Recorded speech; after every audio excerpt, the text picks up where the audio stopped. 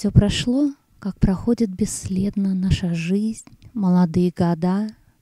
наша первая песня рассвета, наша первая в небе звезда. Та звезда, что светила так ярко, освещая дорогу любви, чтоб сердца, что пылали так жарко, заблудиться во мгле не могли, чтобы песня любви прозвучала, наполняя своей красотой бездну полную нежной печали в темном небе под белой луной,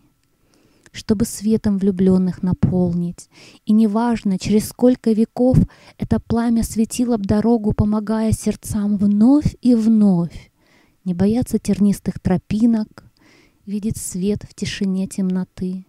и звезду, что горит для влюбленных, узнавать в глубине пустоты,